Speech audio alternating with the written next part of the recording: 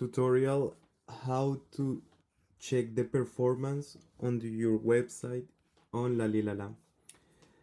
As you know, it's important to verify how you are doing on your website, and Lalilala tools let you verify this. As you can see in the menu of the right side in the top corner, we can check the different icons, and we are going to click in the marketing one.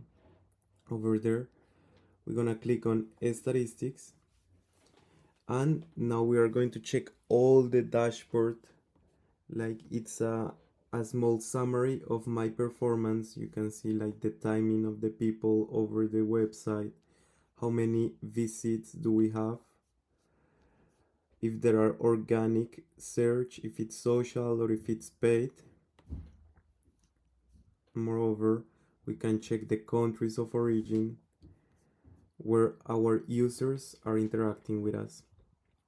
Also, we can check devices. It's important to know, like most of our users came from phone, so make sure that you have a mobile version on.